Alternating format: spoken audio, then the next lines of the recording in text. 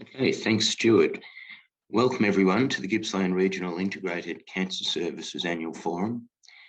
To begin the evening, I would like to acknowledge the traditional custodians of the lands on which we are meeting and pay my respect to their elders, both past and present, and to the young and emerging leaders, and extend my respect to all Aboriginal people who are present today. We recognise that the health and well-being of Aboriginal and Torres Strait Islander peoples comes from their connection to culture, country, language, and community. Before we proceed with the presentations, I'd like to cover a few housekeeping points. We'll have some time at the completion of Professor Krishnaswamy's presentations for any questions that may arise. For those of you who are joining online, please write any questions in the Q&A function on the toolbar. If we can't get to all of the questions in the time allocated this evening, we'll endeavour to answer them at a later date. An evaluation survey for the forum will be emailed to you after tonight's event, and we'd greatly appreciate it if you could complete it and return. For those of you who are not familiar with the Integrated Cancer Services, GRICS is one of the 9 ICs funded by the Department of Health. GRICS works in partnership with Gippsland Health Services, Local Primary Health Network, and the Department of Health, as well as other ICs, with the aim of improving patient experience and outcomes by connecting cancer care and driving best practice. Tonight's forum has a focus on supportive care in cancer and will include presentations from Professor May Krishnaswamy, Alan White, and Tracy Palmer. GRICS will also provide an update on work undertaken, as well as an outline of future projects. To kick off the presentations tonight, we'll be hearing from Alan White, who will provide his lived experience of prostate cancer. For the last 9 years, Alan has been the project consumer advocate and associate investigator with the active surveillance psycho-oncology study group at a Peter MacCallum project called Navigate. This is an online decision aid for men diagnosed with low-risk prostate cancer. Navigate was an Australia-wide randomised controlled trial, and recruiting was completed in April 2021. Alan has been involved with all aspects of the development of the decision aid, the NHMRC grant application, and is an associate investigator on papers that have been delivered at various conferences. In 2019, Alan was awarded the Victorian Minister for Health Award for outstanding achievement by a volunteer improving public health care. This was for the promotion of the Navigate trial.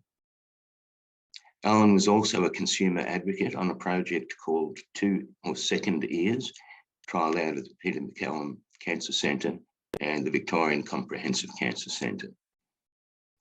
This involved the development of a software program which patients can download to record their appointments with various health professionals at Peter Mac, thus ensuring that they and their families understand what was being discussed at the time of the appointment.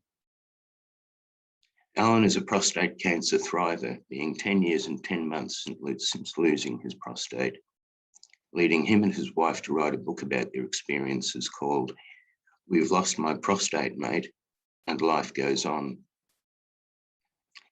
Alan is currently the group leader for the Bayside Kingston Prostate Cancer Support Group and was previously a board member of the Sir Edward Weary Dunlop Medical Research Foundation and the Air Force Association, Victorian branch. Alan has a grad dip in counselling and a grad certificate in bereavement counselling. Welcome, Alan. I'll hand over to you.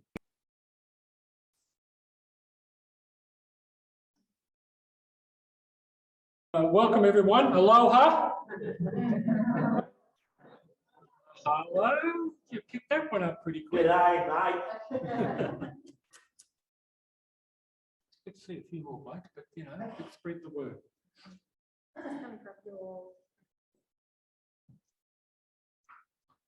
Okay.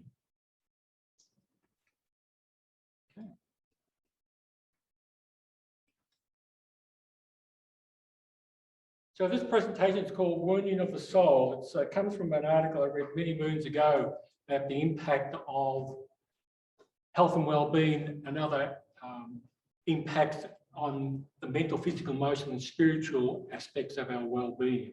And this formed the basis for this talk. So this is about any cancer, but particularly I'm talking about prostate cancer. But what about the gays, men's impact? You never hear much about those. And in fact, it's known that those who are in the gay LGBTQ2A do not often tell the medicos that they're not heterosexual. So it's a hidden impact on those as well. And then there's the other cultures. We don't know how they handle it. We don't know if they talk about it. It could be not raised within the family. I've heard of men not telling their wives what's going on or why they're going to the doctor. And they certainly often don't discuss the side effects as well. It becomes a forbidden thing to talk about. And what is this wound? I'm talking about the psyche being impacted by the diagnosis and the treatment that follows, no matter what the treatment may be. And the impact of being masculine. What does that actually mean, besides being a toxic masculinity out there? I'm not quite sure about that one at the moment. But it's the impact of how men see themselves as men being able to be intimate in a relationship with their partner. Often men don't get told or know they've got a prostate until they get diagnosed. And they go, where the hell do it? I put a torch down to find it somewhere. Where's this prostate? What to do? So that's another impact for them as well. It's the cancer diagnosis about the prostate and what's happening to it. And what we don't understand is that initially that PSA, that blood test, can just say there is something going on with your prostate. Doesn't mean it's cancer. There could be 5 or 6 reasons why that's gone up. I don't know if anybody watched the Sunday Project. Anyone watch the Sunday Project? Sunday night? They interviewed a gentleman, Andrea, who at 45 was diagnosed with advanced prostate cancer. He'd seen his doctor at 40 and said, oh, you've got family history, we'll test you. It's okay, we'll see you in 5 years. He went back in 5 years and it was advanced. He should have been seen a year after that initial checkup. And then if it was okay, maybe 2 years, but the family history, 5 years does not cut the mustard. Your prostate checkup, or PSA, prostate specific antigen, needs to be part of a health checkup. Every 12 months, you service your car, you service your body. So wrapping that story into your health and well-being is important.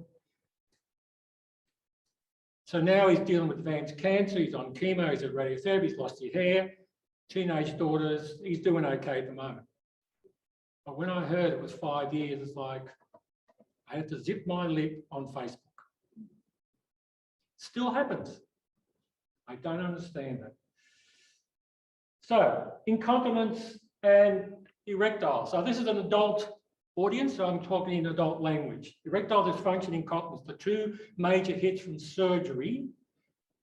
Incontinence will kick in later, about 3 to 4 years maybe, after radiotherapy, whether it's external beam or CT implant. And what about the relationship that they're in?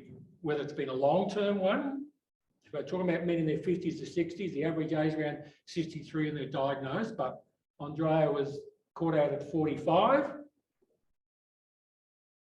So the rug gets pulled out underneath that relationship and flips it. And if there's problems in that relationship, this will highlight it.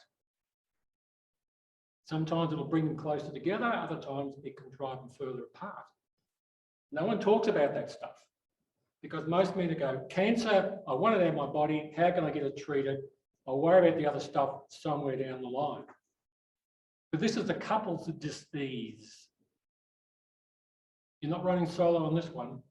Though after some men do, and having been involved with Peter Mack and their RoboCare, often men come up from Gippsland and they're divorced or single. I go, how the hell are they going to handle this when I go home? And yes, there's a prostate cancer nurse, which is fantastic, Leanne. But what about the other 9 to 5 stuff? How do they handle that? Anxiety and depression is a big one. The anxiety whether I'm going to be cured. There's the anxiety of how do I handle the relationship? How do I tell work, business? And if the man is older, depression often kicks in. And I will say about 12 months, about 12 months into my post-surgery, losing my prostate, mate, I reckon I was having some depression. Now, I eventually took myself off to the Veterans Counselling Service because I knew there was something not right. I was sort of getting on the incontinence bit, took a while to get better. The sexual stuff, yep, okay, the needle. Where am I going to stick that? I'm sticking that on my penis? Really? What about the blue pill? Now, the thing is, that doesn't always produce what it's supposed to produce because every man will have a different reaction. There's Cialis, which has come off patent, which is great. Viagra's come off patent. The biggest sex organ for men is in their brains. They don't realise that. You've got to stimulate this to get that happening. You've got to get the nerves down to the trunk. So I took myself off to counselling around August, September to work out what was going on. To get myself through that period and also deal with the relationship because I'd only been married 2.5 years and remarried second time around for both of us. No children, luckily. Because I haven't got any children. I go, no, next lifetime. Bypass this one. So my diagnosis was about just into 2 years marriage and Fiona went, you've got to have it out. And I went, it ain't coming out yet. I've got to do some background checking again because I've been doing active surveillance for 10 years and it come back aggressive. So there was a lot going on. So I would say luckily for us, we're new into the marriage. So it was a partnership of dealing with the post-surgery stuff. But for long-term couples, it can be a difficult period of how to deal with a relationship and everything else. Now, the thing is, I'm contemplating wearing pull-ups like this once the catheter comes out. Aren't they beauties? Look at this. I look like a 1-year-old now. They're quite flexible. They do well underneath the jeans. They've now got them in blue for boys. They've got them in grey. So these are the heavy-duty ones. Little story about getting the catheter out. Come out about 8 days later. And luckily, they have these in at the surgery. I knew nothing about these. Luckily, I had a pair of these to pull on. So we go back down to, we leave Bayside into Black Rock to have a coffee and celebrate. I go to step up and I go, geez, I'm a bit heavy in the crutch. I look down, I've got a wet patch because I've got a pair of tan pants on. So don't wear light coloured pants for a while. So I got a wet patch here and I'm walking like this. No one told me to put a pair of these in. Now, men generally get told about that. I've got the blue ones, which are in there. So that was a constant for a while. For younger men, infertility is the big one. So if it's a younger man who maybe has in his 40s and they maybe or maybe not going to have children, they're not sure, they need to freeze their sperm. Because once you lose your prostate, mate, they cut those little cords, there's no more tadpoles coming north. And even men in their 50s, maybe, they're going to be joining up again. And often I've heard of men having another child in their mid-50s. I go, geez, you're keen.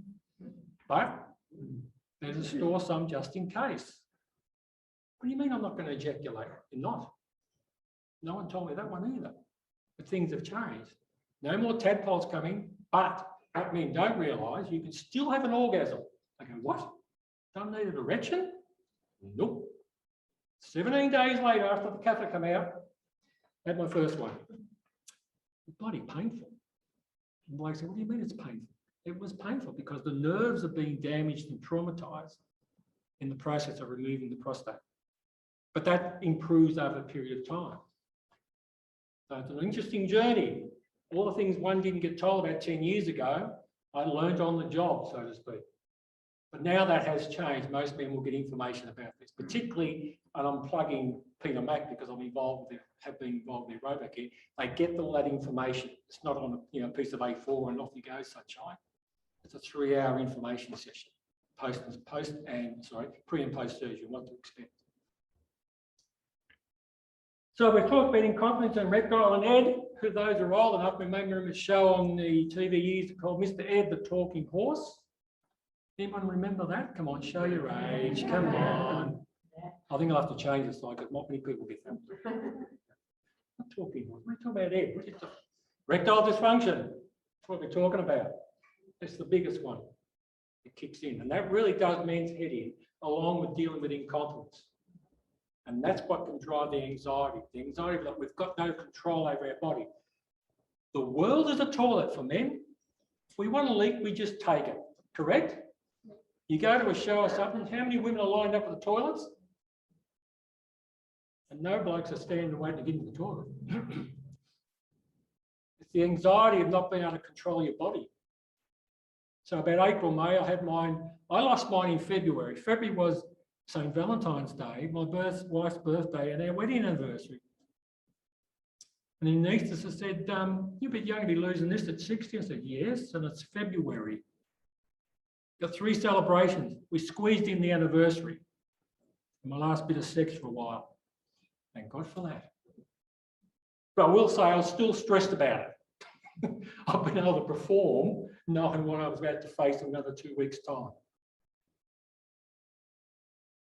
Will I be able to perform that? Because I've got this thing running, living rent-free in my brain about losing my prostate. So there's an interesting time to be looking at. I call this disenfranchised grief, because as much as you hear about it more, such as the project on Sunday night, there's no mention of incontinence and erectile dysfunction. Blokes don't pull up, have a beer in the local pub and go, not getting it up anymore. Leaking every day. No one talks about that. Grief is a bloody beast dealing with prostate cancer. Now, for some men, they get on, have that operation and get on with life. And that's okay. We're all different. We have different ways of dealing with this. But to me, grief is a beast, and it can be ongoing for a number of years if men don't get their heads around it. And I can remember, I recall years ago when I was practicing the time, I had a gentleman in, and he was about 3 years after surgery. So I'm talking 2003, 4. He was still dealing with it. We went and met for a coffee and he started to cry. Because he was still dealing with what had happened to him.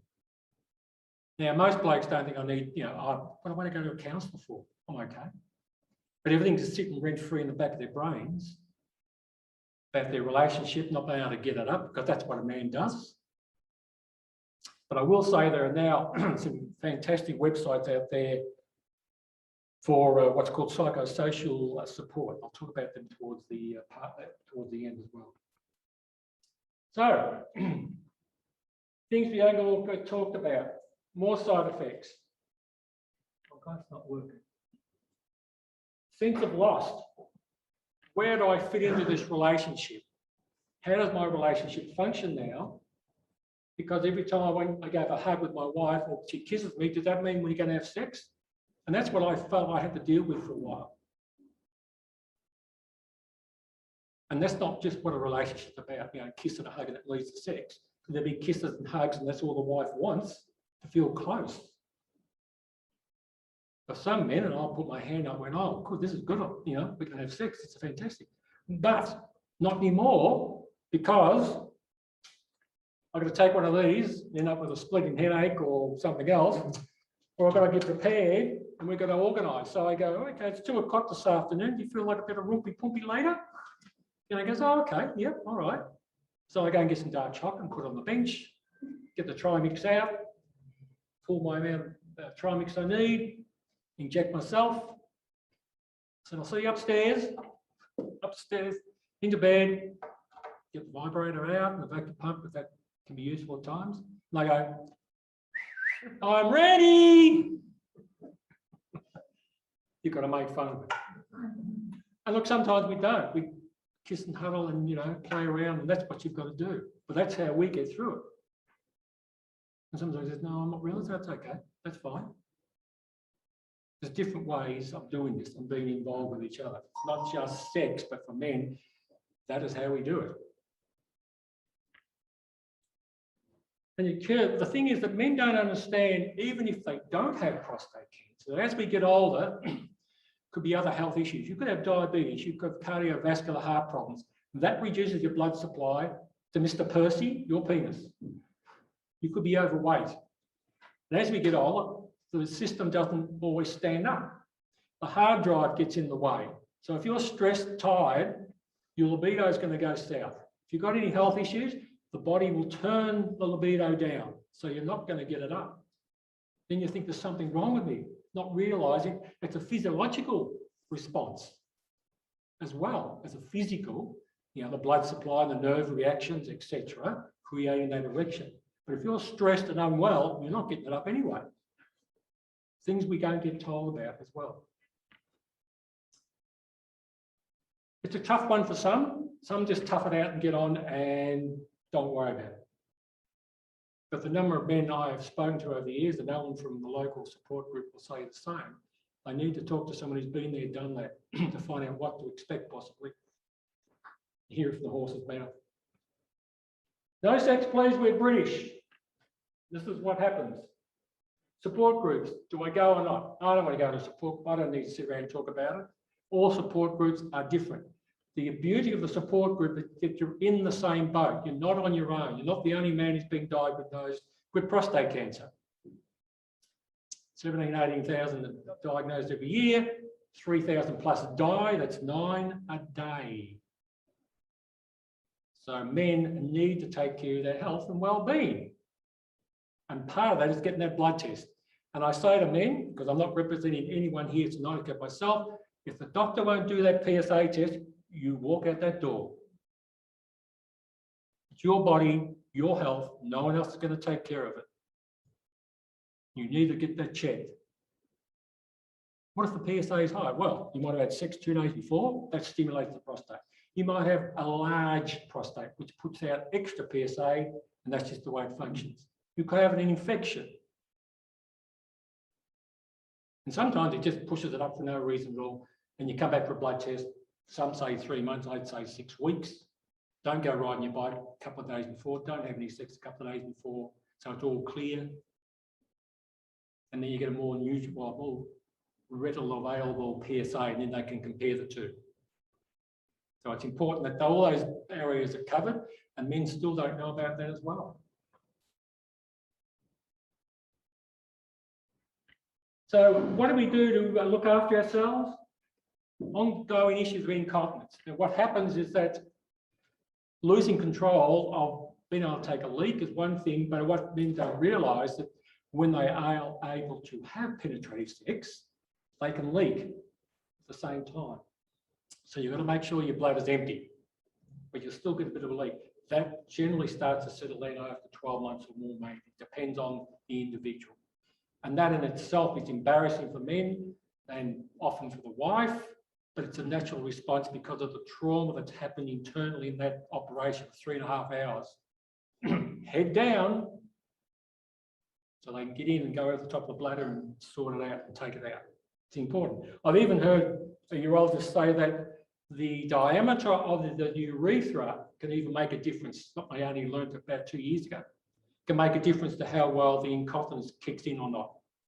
And the length, how long is it? I mean, no one told me I'm going to lose length. Oh, sorry, length, a bit like a fishing store, And girth. No one told me that one. Because of the trauma of those nerves being impinged on and peeled off the prostate. I've heard of a urologist describe it as being attempting to pull wet tissue off a wet surface. It's a fine capsule of nerves.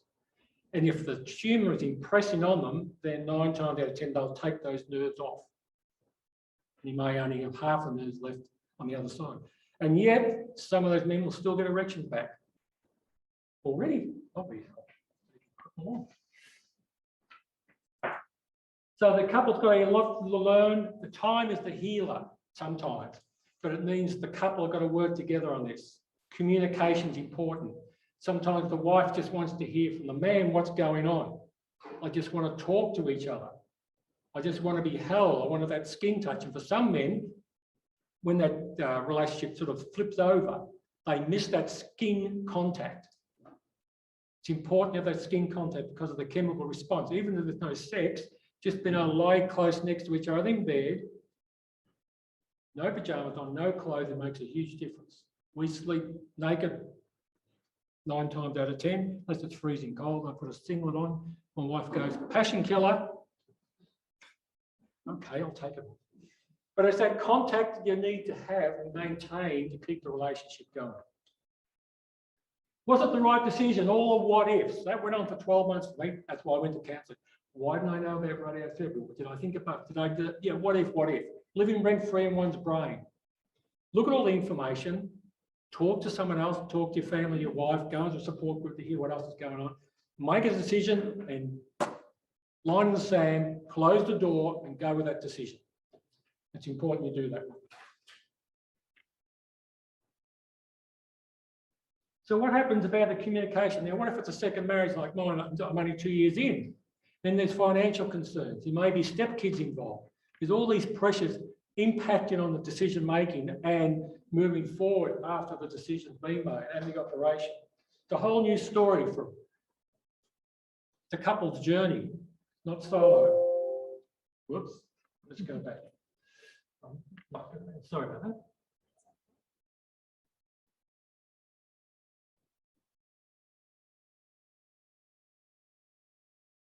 Okay. But there is an upside. Look, the nerves get damaged and they can take a while to heal. I've heard, oh, 2 to 3 years, you get your erections back. Well, it depends on the male and depends on what he does to get them back. There's vibrators, vacuums, taking tablets, injecting. To get that blood supply back into the system. What men don't realise, they're having 5 to 7 erections during the night because that's how the body keeps Percy, your penis, healthy. Once you lose that prostate, that doesn't happen. But it can occur sometimes. That's the point of the purpose of getting blood supply. It needs arterial, fresh oxygen into the tissues to keep the penis healthy.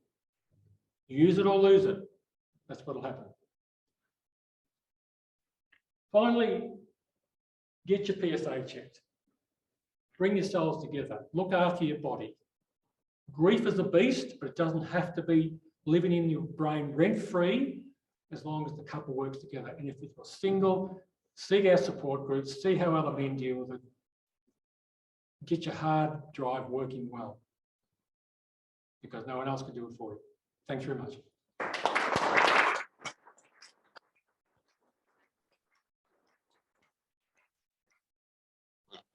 Thank you very much, Alan. Very insightful presentation. And the takeaway for me is definitely, if you're in the age group, get tested. So next, it's my great pleasure to introduce our keynote speaker for the evening, Professor May Krishnasamy. May is the Director of Academic Nursing Unit at the Peter MacCallum Cancer Centre and Honorary Professor of Cancer Nursing at the University of Melbourne. She is a Research and Education Lead for the nursing program at the Victorian Comprehensive Cancer Centre Alliance and co-lead of the Regional Research Teaching Hub as part of the Regional Victorian Revitalise project. May is a past president of the Clinical Oncological Society of Australia and the Cancer Nursing Society of Australia. The research program focuses on developing solutions to address the unmet supportive care needs of people with poor outcome cancers and on developing system-level solutions to address inequity of access to cancer care. Welcome, Professor Krishnasamy, over to you. Thank you very much, Mark. It's a pleasure to be here with everybody. And I've just realised, of course, I've got no background and I'm just having a quick sneaky look over my shoulder to make sure that there's nothing unmentionable behind me, but I think I'm all right. I'd really like to thank Marnie and Michelle for the opportunity to come and speak with you this evening. And Alan, thank you. It's always a privilege to follow somebody with such rich experience to share and to share it so generously. So it's a real privilege to be following on after you.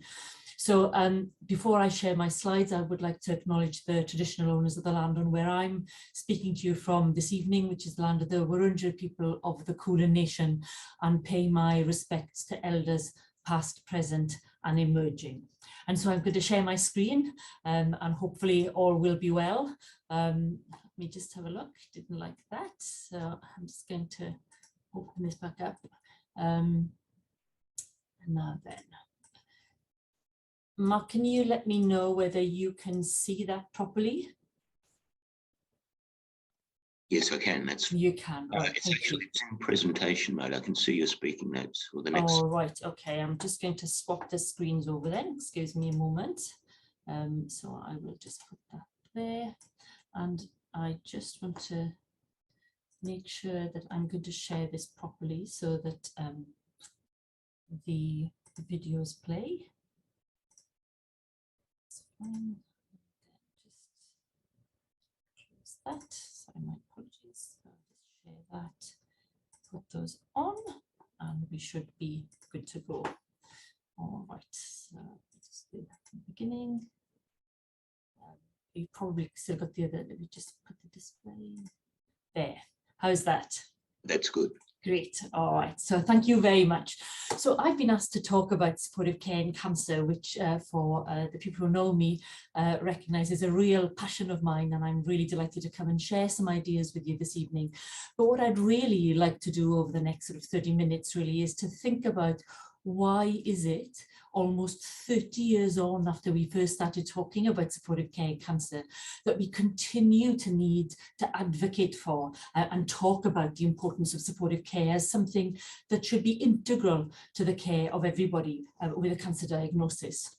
And so back in 1994, Margaret Fitch, who really is the guru in supportive care, published 5 clinical standards of supportive care.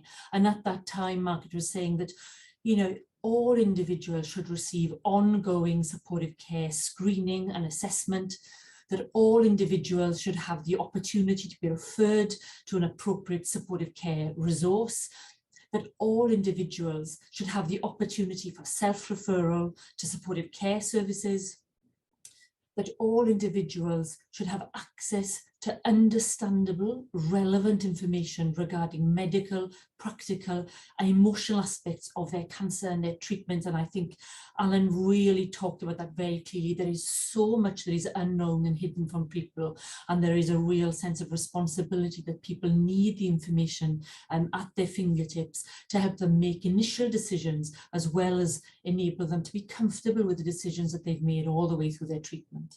And the final standard of care that Margaret talked about was that all individuals should receive supportive care that is relevant to their needs, sensitive to their age, gender, language, culture, sexual preferences, religion, and economic status. And it really struck me when I was looking at this that back in 1994, Margaret Fitch was saying to us, actually, finances are really, really important. And yet we now have a growing awareness about the language of financial toxicity as a consequence of a cancer diagnosis. And yet all that time ago, Margaret was already flagging it for us as something that was really important. So she set the scene, really. She set the platform, if you like, for people's expectations of what should be running for them alongside the decisions about what treatment they might be having, the stage of their disease, conversations that they might want to have with family. And she was saying, actually,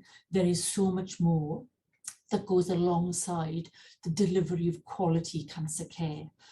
And I'm really proud that here in Victoria, we've been real sort of advocates of supportive care in cancer from the earliest days. So although Margaret was talking about that work in 1994, it wasn't published until 2008, and yet as quickly as 2009, the Victorian Department of Human Services published their supportive care policy for Victoria, then called Providing Optimal Cancer Care, and within which that policy really emphasised the importance of embedding supportive care across health settings to optimise the health and well-being of all Victorians affected by cancer. And that's been a really strong component of the work of the Cancer Division in the Department of Health at Victoria from the earliest days.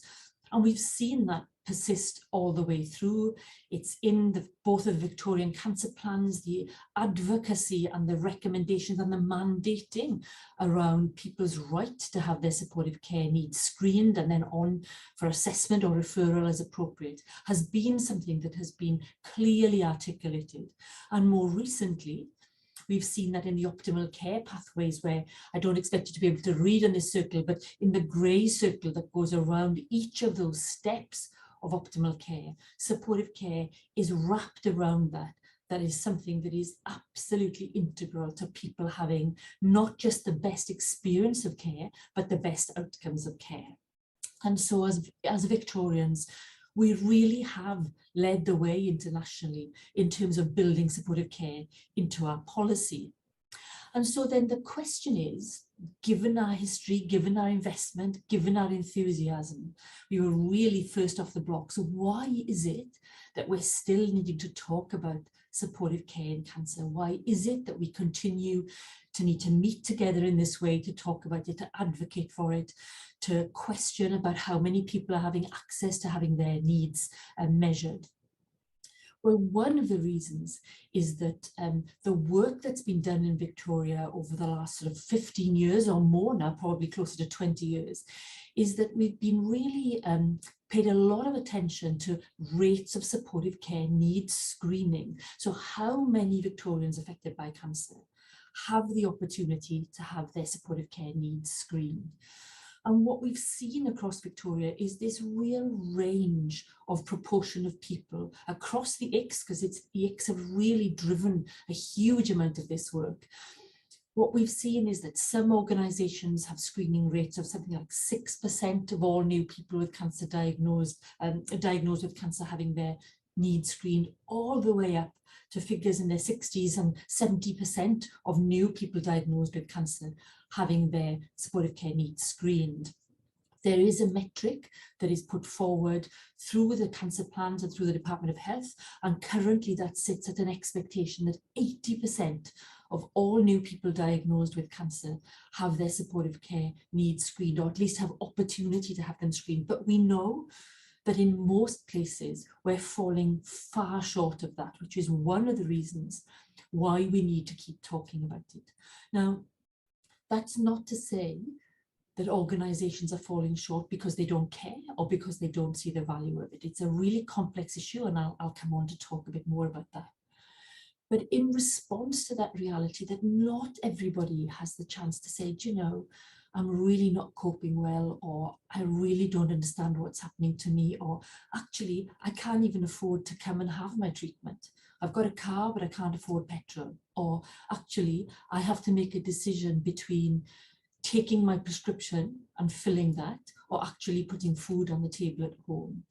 Everybody deserves a right to have an opportunity to talk about those things before they start their treatment, so that we're directing the help and support that people need to make sure that they have the best chance possible of having the best outcomes that they can have. And so the Department of Health once again said, well, actually, we need to do something about this range of opportunity. And so my team and I, Tony Lewin, Lisa Brady, we were lucky enough to be funded by the Cancer Division here at the Department in Victoria for a project that was called the Supportive Care Refresh Project between 2017 and 2019. We worked very closely with the Integrated Cancer Services. They were big partners and enablers of this piece of work. And we talked to almost 300 Victorians. We had town hall meetings in regional, metropolitan areas. We had communities of practice. We had a co-design study. And what we found through that large piece of work was that even in 2019 in Victoria, there was substantial, and still is substantial, variation in and equity of opportunity for supportive care needs screening across people in Victoria. And we heard a lot of reasons for that, and I'll touch on some of that for the moment. But what we really heard from people who were either living with cancer themselves as a patient, family members, bereaved carers, multidisciplinary healthcare professionals, what we heard them say was Victorians affected by cancer regard supportive care as a critical component of quality cancer care. It is a right for people to have somebody to say, do you need help with something? That Victorians affected by cancer expect health professionals to help them find the supportive care resources and services that are available to them. And we are so lucky in Victoria because we have a really strong a plethora of evidence-informed resources that are there for people. The problem is lots of people don't know where they are and they don't know how to find them, and that includes the professionals as well. It is really hard for a single person to keep at front of mind all the things that might be available for somebody, particularly as new things come on board or new resources are developed.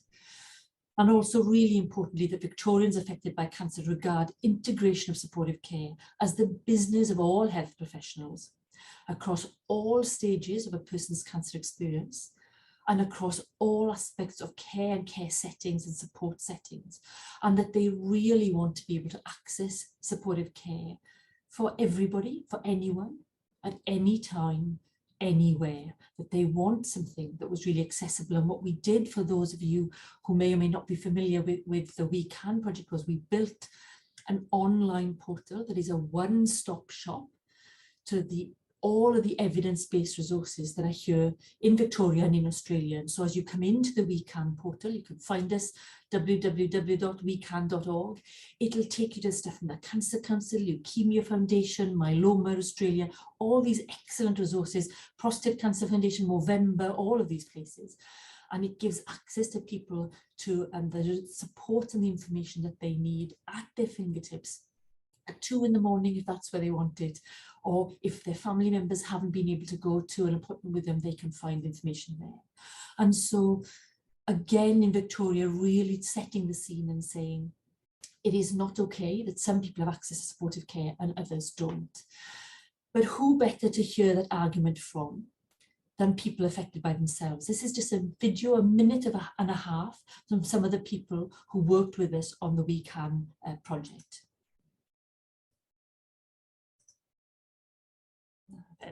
It's been working beautifully, and that looks like it's, let me see, there we go. Okay. If you can't hear it, let me know.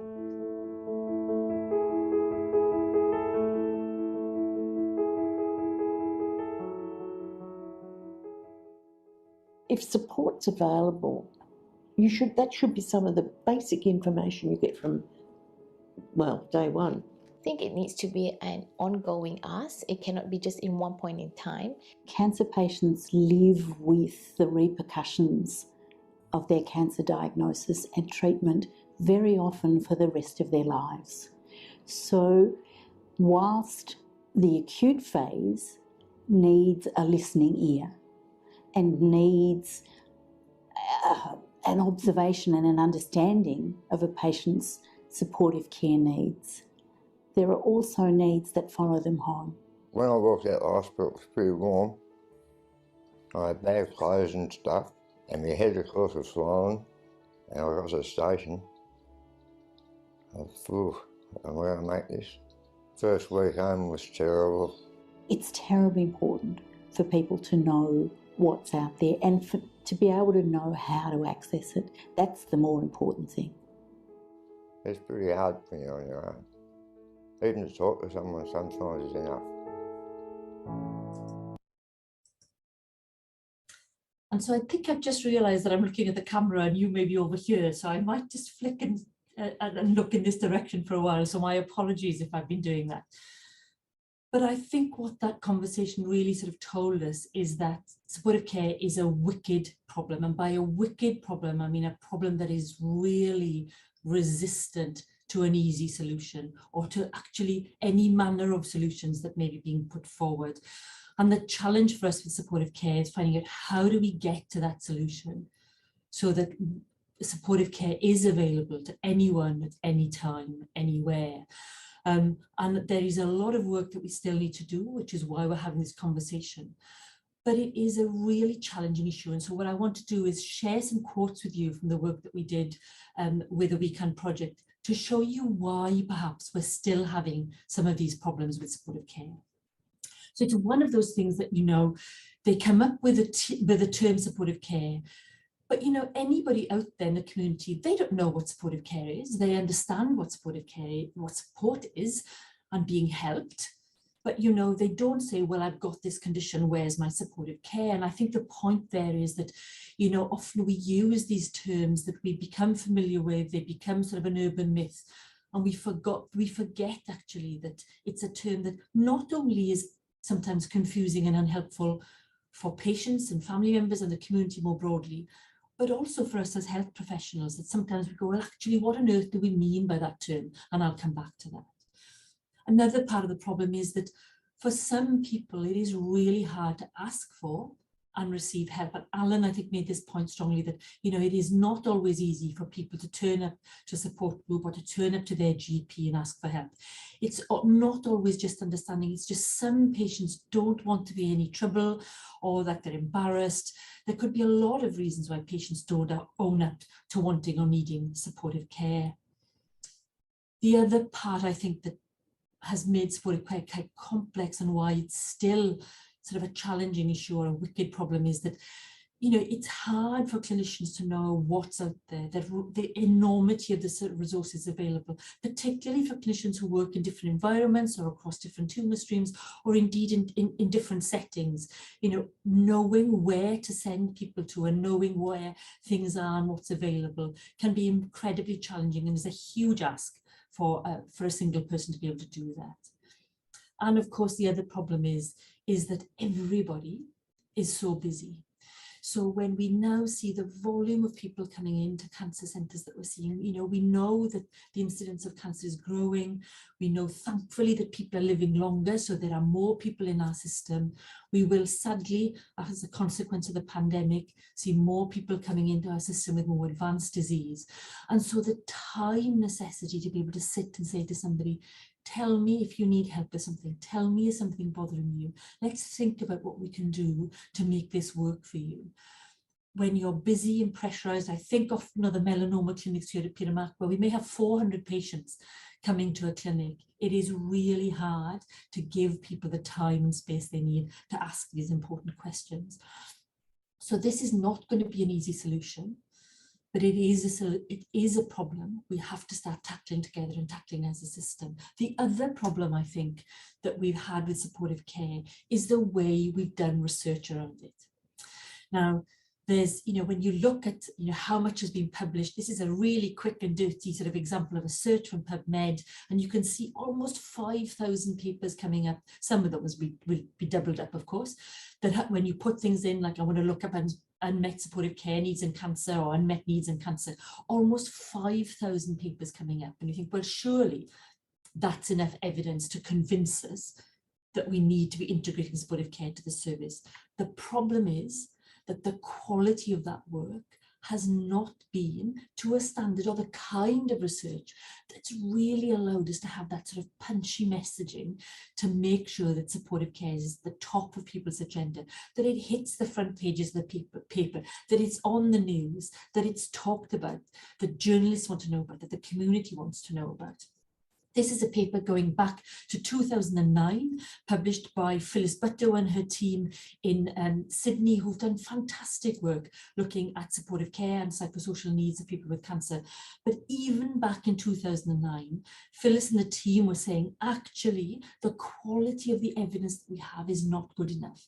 We've got these papers that look at needs where you've got big groups of cancer patients with lung, breast, colorectal, prostate, melanoma, all in the same study.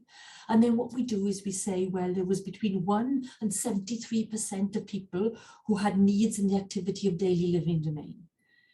And you go, well, what does that mean? Is it 1%? Is it 73%? Is that for the people with lung cancer? Is that for the people with colorectal cancer?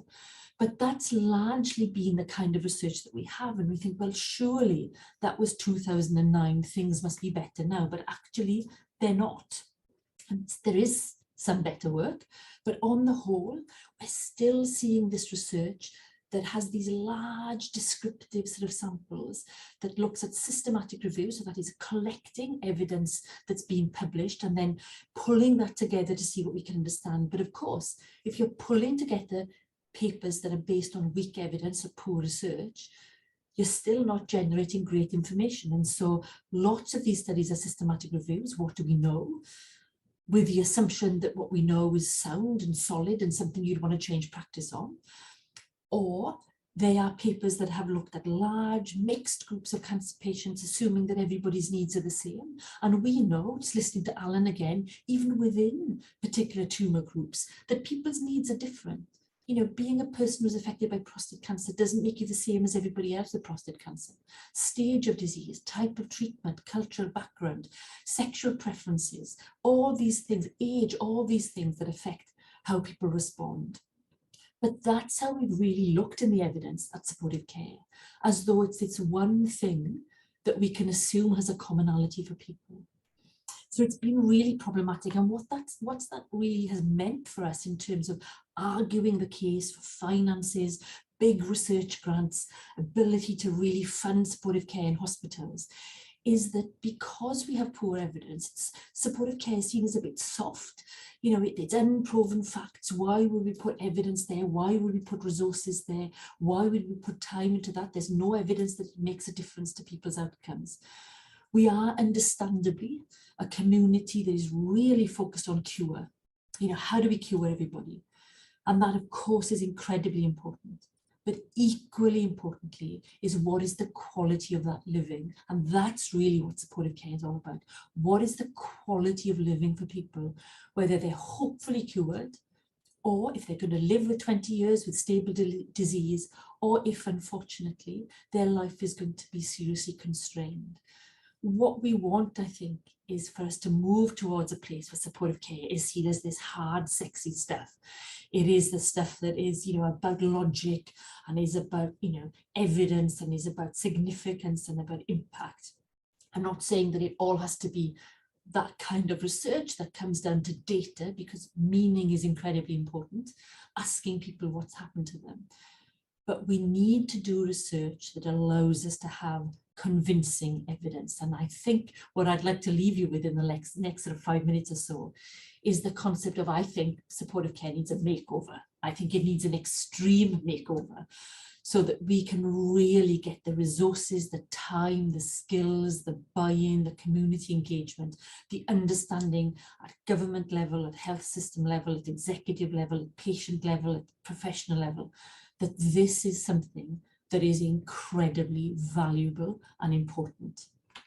So let's imagine for a moment that we could talk about supportive care like this, a game changer, that it's innovating, it's changing cancer treatment, it's precision oncology, that it's revolutionizing people's outcomes and their experiences of their cancer. That's where we want to get to. And so the question is, of course, how do we get there?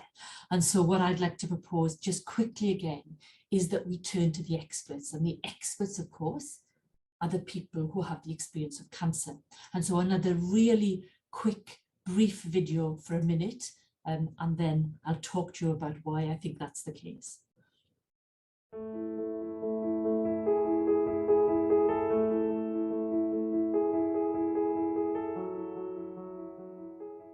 For those who have just been told they've got cancer, it is a huge emotional change.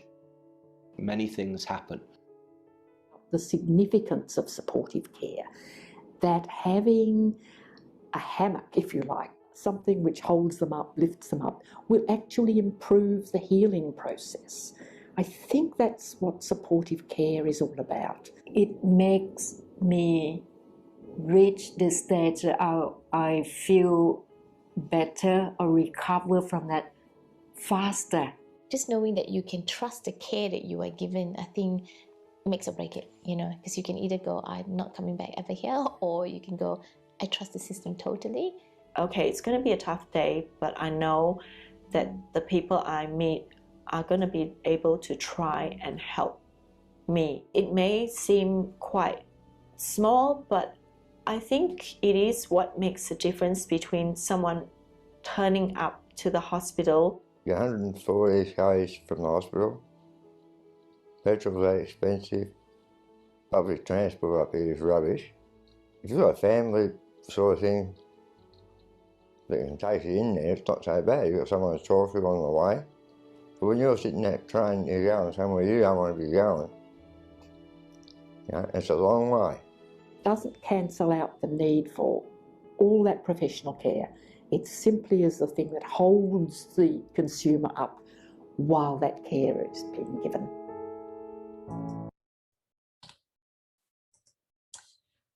And so I think what I'd like to propose is when we think about the way Janet, City, John, Meg talk about their experience, Paul talk about their experience, is think about what would happen if we could reconceptualize supportive care in cancer into that sort of game-changing, revolutionary sort of language. So Janet talked about the significance of supportive care. So making a proven difference in cancer outcomes. How do we move to saying, actually, you diminish people's opportunity for the best outcomes that they can have if they don't have an opportunity to have their supportive care needs screened and assessed and referred if that's what's appropriate for them. It improves the healing process, the city said. Precision medicine. This is essential to patient outcomes.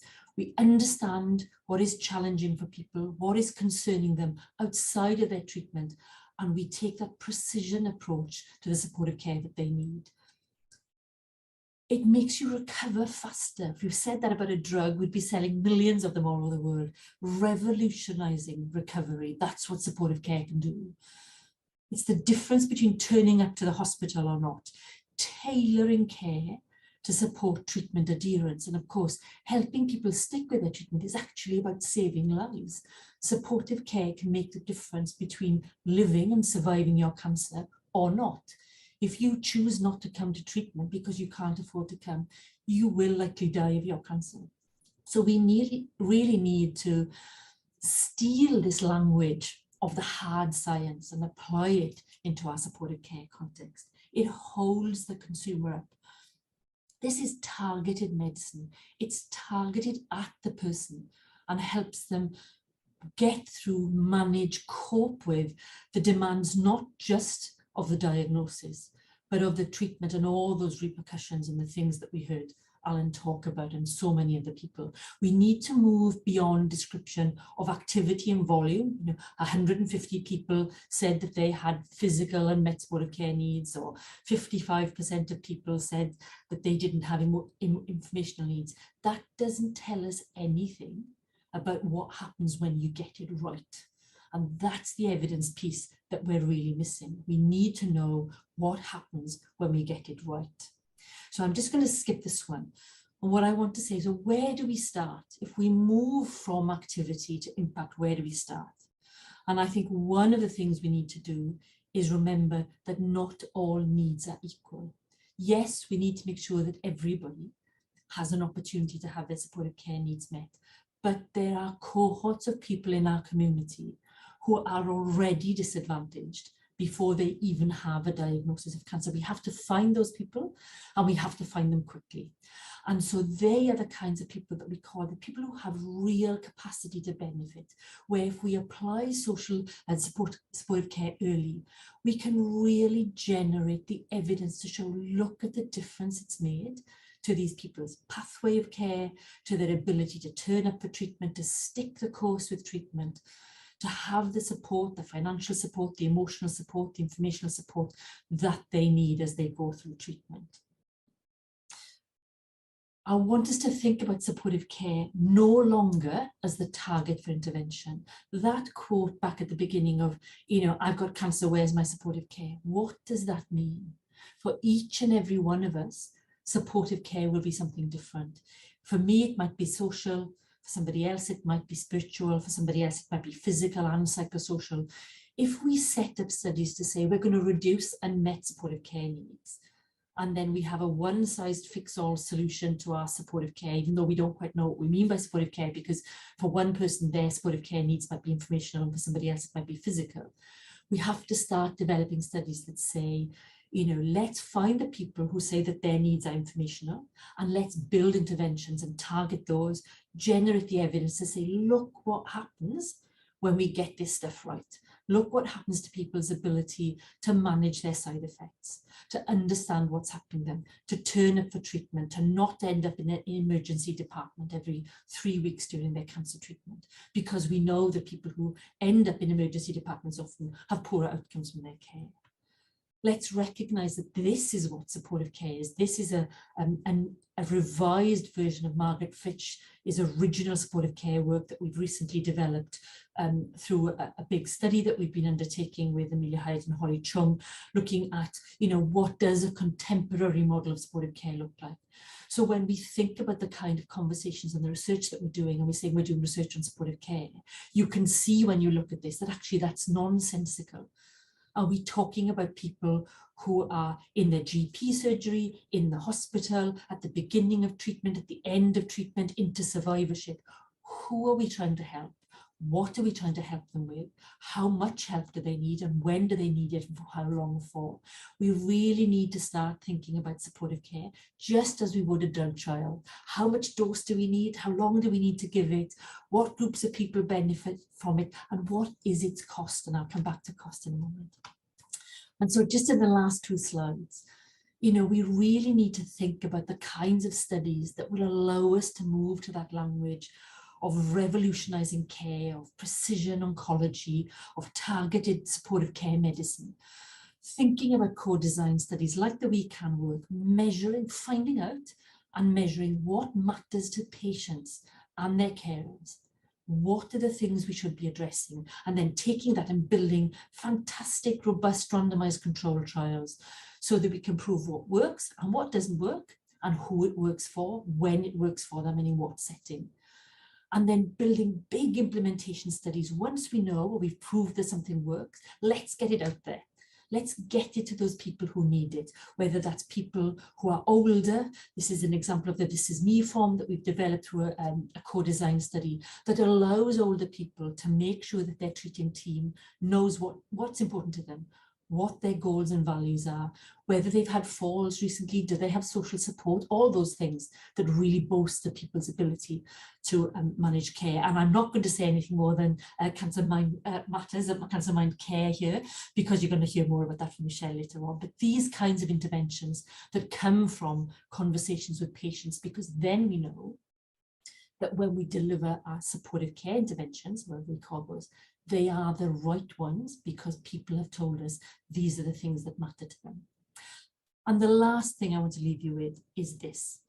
We also need to make sure that we can generate evidence that the provision of supportive care works for the system. One of the things we heard at the We Can study was people going, there's no evidence this makes a difference. Why would we put really scarce resources into supportive care needs screening and assessment and referrals? What is the cost of that to the system? We just don't have the time, we don't have the money, we don't have the energy. And so again, taking that leap of faith, the Department of Health funded myself and my colleagues Amelia and Holly to do a study that was called the Value in Care Study, which we've just finished. But an important component of that was a piece of the study that was called Social Return on Investment Methodology. And I can't say much here yet. I'm meeting with people from the department on Thursday to look at the final reports. But what we've been able to show is if you invest dollar-wise in supportive care in hospitals, you have a significant return on investment financially for the system, but you have an enormous financial return on investment benefit for the patients coming through those systems. So I want to leave you with that thought that we need to keep talking about supportive care. We need to keep talking about it because it's critically important to the experience and the outcomes of patients and their families and their carers. It's critically important that we have the skills to do excellent research so that we can generate the evidence to say to the system and to the people who have to make really hard decisions about where the money goes, if you allow us to do this well, you will have a massive return on investment, not just for the system, but much more importantly, for the people that we're all trying to care for. Thank you very much.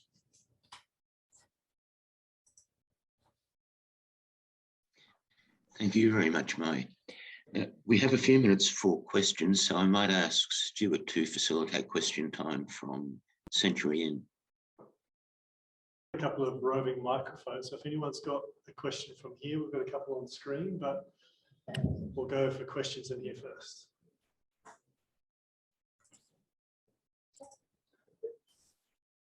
Hello. Thanks for the excellent presentation. I just wanted to ask a question. In terms of the your understanding of the numbers of supportive care embedment, what are the main factors and barriers we can mention?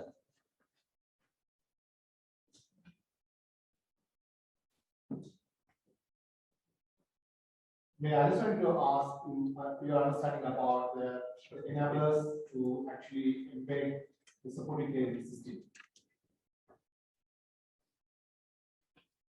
I think, May, you're struggling to hear, is that correct? Yes, sorry. So the question is, what sort of things do we need to do to embed supportive care in the system? Yeah, so it's a really important question. Thank you. And I think what we need to do is really keep having these conversations as we're having to really understand, you know, the value of supportive care from the patient's perspective, from the family's perspective, and also, of course, healthcare professionals are very aware that these are important things. It's not that people aren't really committed and wanting to do this well, but I think what we need to do is really, and what we've tried to do with some of the weekend work, is raise advocacy and awareness for patients and carers from the point of diagnosis of cancer, so that people know that they can have an expectation that somebody will ask them, do you need help with anything? Is anything bothering you? Is there something that we can, somebody we can refer you to, or would you like us to, you know, make you a link to the Cancer Council? So that I think one of the most powerful things, as we've seen in so many agencies, you know, across the world, is that when the community is aware and has advocacy, it is probably the strongest leverage point that we have to have change in the system. So I think we just really need to keep encouraging patients to say, actually, nobody's asked me about my supportive care needs, or actually, I'm really worried that I'm not going to be able to afford to do X, Y, and Z. So for those of us, whether we're patients, family members, professionals who are in positions to nudge those conversations, that we take the opportunity to do that at every possible time. I think there's an equity issue in your presentation, and let me give you an example. I had prostate cancer and was treated as a private patient in a private hospital. The private hospitals are good at what they do, but they're not good at providing services because they're not cost effective and they cost money and they're not interested in them. When you come out of the private system and you've got a need for services, you can't find your way through the public system because you're treated a bit as a pariah because you didn't get treated in the public hospital, you got treated in the private hospital, so you're back to a private hospital and let them deal with it. I think there's an equity issue that needs to be addressed. Yeah, thank you so much for making that point. I think it is an incredibly important point, and something that did come up actually in the weekend study, and you know, is part of the reason why I think as we create opportunities, we create resources and support for people who have access to them wherever you've been treated. But your point around the differentiation between public and private is really, really important. And again, I think it is about that advocacy and making sure that people have, you know, access to the knowledge and information that there is support available. Places like the Cancer Council, who have, you know, support groups, who have call lines, who have fantastic written as well as online material, as we know many other organisations do. But thank you for making that point. You know, there is a real distinction between what is available to people in public and private. And I'm sorry if that's been your experience of feeling that the public system has made you feel you know, unwelcome in that regard. But I would really strongly advocate that you know, people go to places like the Cancer Council, who, you know, will be willing and able to provide support, you know, wherever people have been treated and wherever you are. But it's a very good point. Thank you. We might have to hold it there. So if there's any further questions that people have for May, perhaps email us and we can pass them on to May to be answered at a later date. So thank you.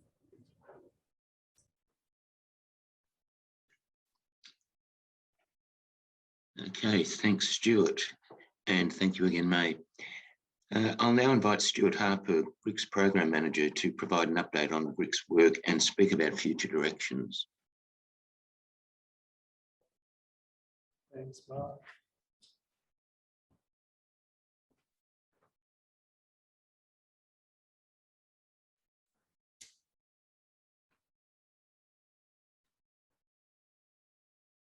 I guess I'm just not that important. We couldn't get through the whole night without at least one technical difficulty.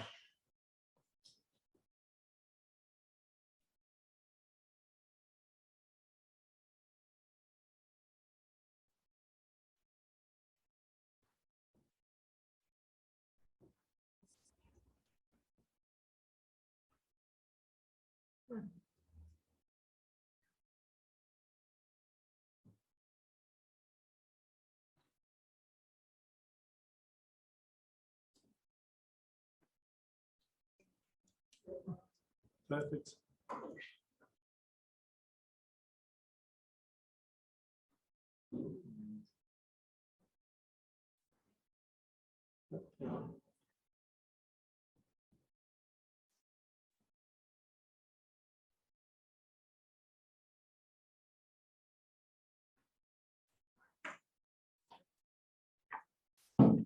Am I invisible? No, you're there and you're talking, so you can get started while I try to change the direction. Thank you very much. All right, so it's not often as a manager you get to stand up in front of a group of people and talk about your achievements over the last 12 months. So this is certainly a privilege for me to stand here tonight and share with you what me and my capable team have been up to over the last 12 months. So slide 1 is just an overview of, I guess, the VICS-wide work that we're involved in. So basically the Victorian Cancer Plan has 5 pillars. The Integrated Cancer Services as a collective are involved in 3 of those pillars. Work has been divided amongst all the Integrated Cancer Services to deliver on the implementation plan. And GRICS has been involved in work around repatriation of patients from metropolitan back to regional health services, particularly around looking at things around brain cancer and prostate cancer, amongst other things. We're also looking at working with Grampian's Integrated Cancer Service, working on the supportive care. So tonight's topic with May has been very, very topical for us. And the work that we've been doing over the last 12 months. And finally, we've been working on the care closer to home or home-based care over the last year with our partners at Barwon Integrated Cancer Service. So more to come on those in the next 12 months as we develop up those projects. In terms of what we've achieved locally, one of our flagship projects was a neuroendocrine tumour pathway that was a pet project of Sashin, our clinical director, and one of our competent GRICS staff, Chloe McCanch, was working with Peter Mack and a team of clinicians from there to deliver on a pathway for neuroendocrine patients or MET patients to be delivered care closer to home, I guess. So we established a working group with Peter Mack, and we now have a clinic and a pathway where patients with NET tumours in Gippsland can be easily seen here at LRH, and the care is basically shared between Peter Mack and LRH. I won't steal any of Michelle's thunder, but another key project that we've worked on is the Cancer Mind Care project. So this was something that we delivered in partnership with the Western Central Melbourne Integrated Cancer Service, as well as Peter Mack and other partners. But we've been able to deliver a website specific for the psychological, psychosocial needs of people with cancer. Picking up on Alan's topic this evening as well, we've undergone a consumer refresh. So it's clear to us the way that we engage with consumers and the way that consumers can drive the projects and the positions that we take as an integrated cancer service. We need to hear from our consumers. The lived experience is so powerful, I think, as we heard from Ellen tonight. So Hayley, one of our team members within GRICS, is working with a team of consumers to better inform GRICS about the work we do and how we go about it. Education has always been a focus for GRICS, and one of the things that we delivered this year was a GP education session around red flags. So we know that GPs, roughly about 5% of what they see in their practices is oncology specific.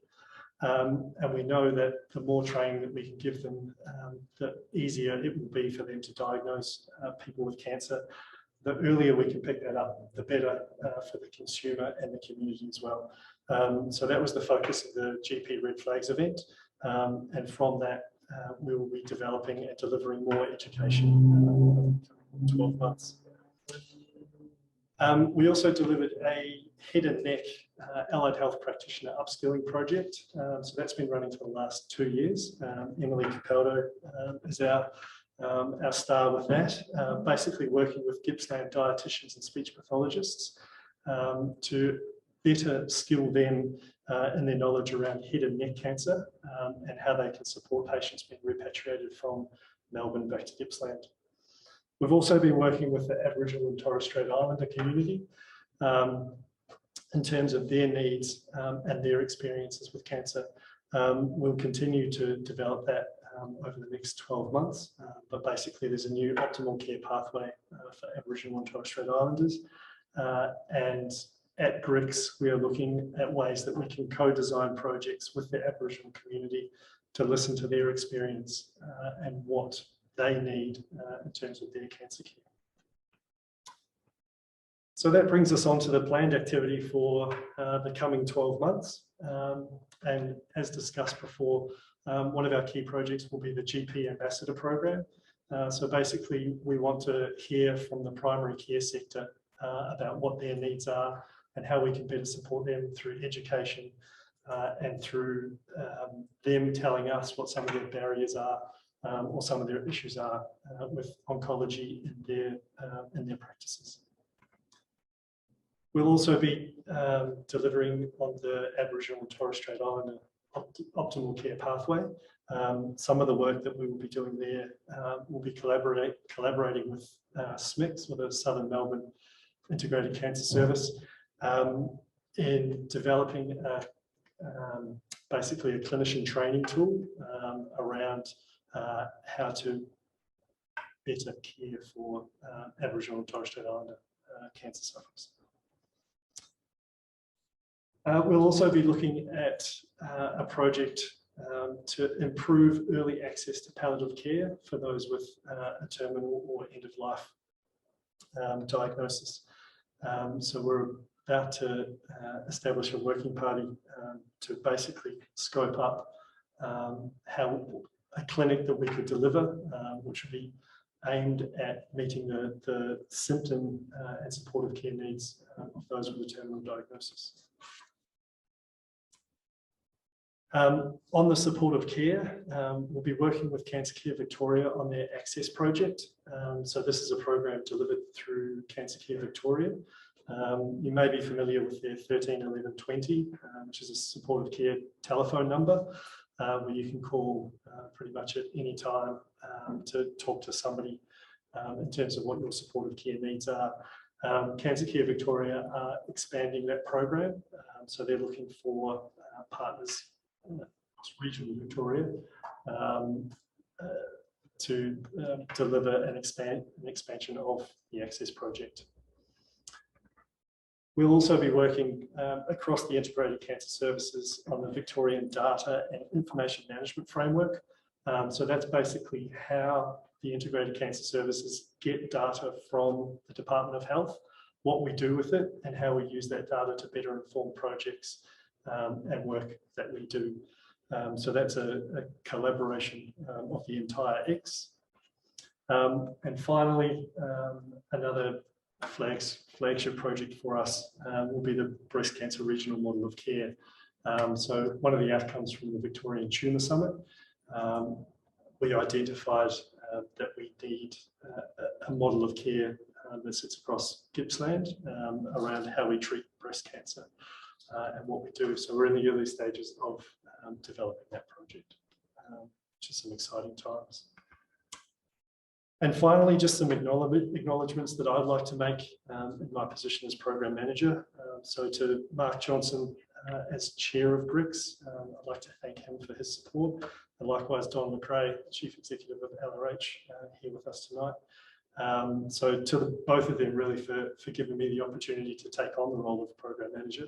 They were on the interview panel, and I'm glad I'm not back on the interview panel tonight. I'd also acknowledge the Department of Health for the work that they do to support the integrated cancer services, the governance group of GRICS and the efforts that they give to myself and my team to support our projects and support the work that we do. The program managers within the integrated cancer service, I acknowledge the work that they do and the support that they've given me in my role. The local clinicians, section Joshy's just stepped out, but all our local clinicians, medical oncologists, and our great team of chemotherapy nurses across the region. Some of our LRH and Warragul nurses are here tonight, but yeah, they're certainly they're across the region. And finally, to the GRICS team, basically none of this work is done by me as an individual. I wouldn't be standing up here delivering much at all if it was all up to me. So thank you to each and every one of you here with us tonight. Thank you for the work that you've done over the last 12 months. And it certainly gives me great pleasure to stand up here and share the work that you have done for Gippsland and the Gippsland patients. So well done to you all. Thank you.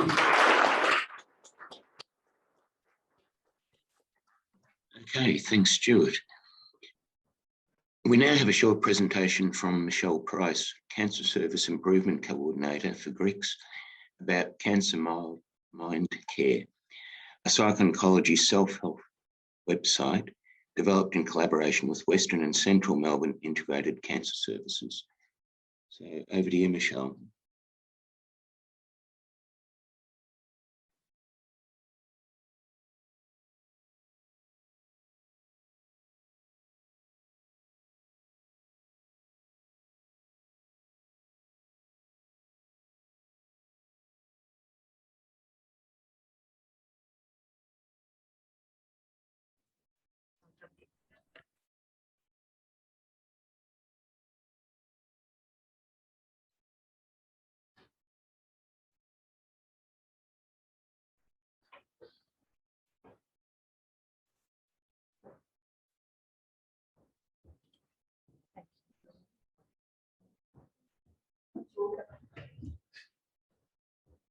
That's the end of that.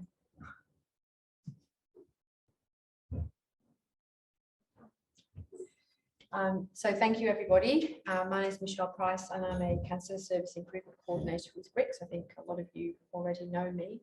And I do want to talk to you very briefly about Cancer Mind Care, which is a project that we've been involved with probably for the whole of this year.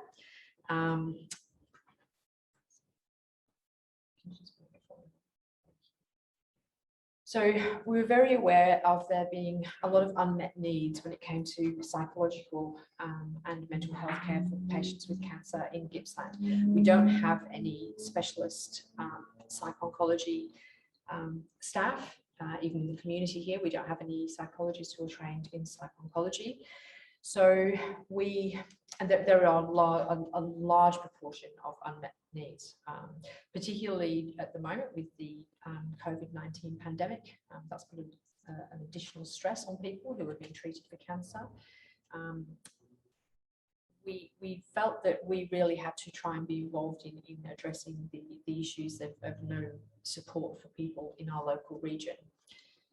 So we as part of a regional, an integrated cancer service working group, we became aware of a project that was being talked about between GRICS, the Western Integrated Cancer Service, and Peter MacCallum Cancer Centre, where they were acknowledging that there was a problem with the regional areas not having access to psycho-oncology care, and how we could actually address that without, obviously during COVID, they weren't able to send people, and we weren't able to send people to Peter MacCallum.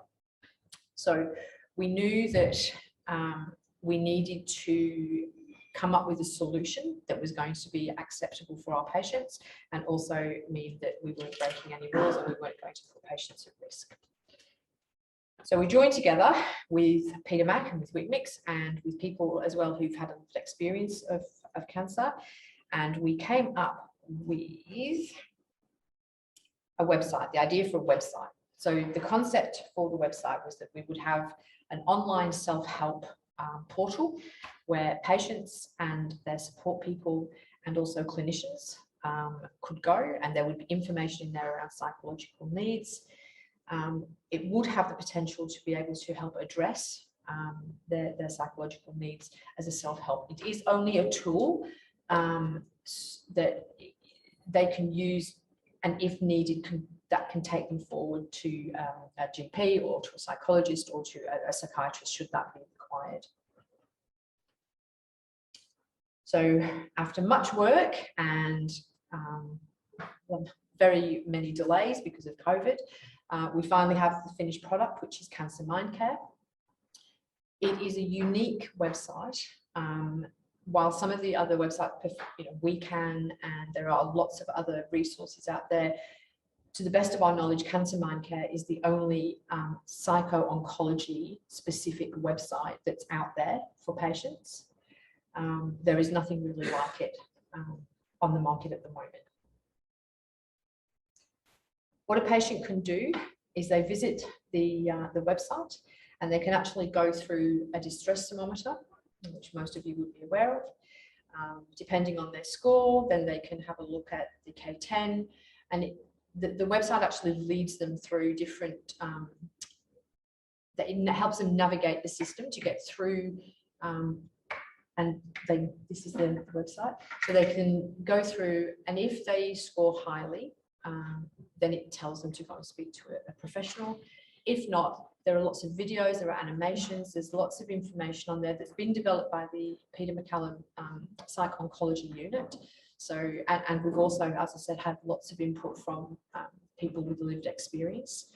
And yeah, it gives them their own Cancer Mindcare plan that they can take away, and they can take that to a GP or to a psychologist or a psychiatrist if that's what they want to do. Cancer Mindcare, the website, is just the first step for Gippsland, but I won't sort of preempt that too much. But we are looking at a further collaboration with Peter MacCallum, probably mid-year next year, where we will look at upskilling local clinicians and particularly community psychologists in being able to deliver psycho-oncology care in Gippsland. So thank you.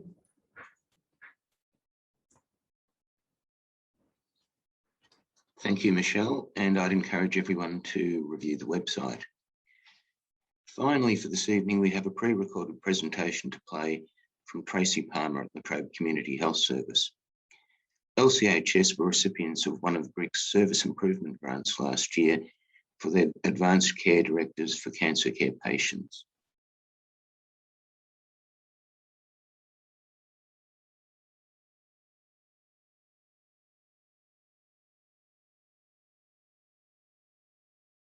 So that brings us to the end of our presentations for this evening. On behalf of GRICS, I'd like to acknowledge and thank Professor Chris Nashami, Alan White and Tracy Palmer for their presentations this evening. I'd like to thank the Department of Health for their support and for the funding provided to carry out this important work. Thanks to the GRICS team for the work involved in bringing the forum together for us all. A great effort, everyone. And lastly, thank you to everyone for coming or tuning in this evening. And a reminder, an evaluation survey will be circulated to your email address in the coming days. It would be appreciated if you could complete it and return. So thanks, everybody, and good night.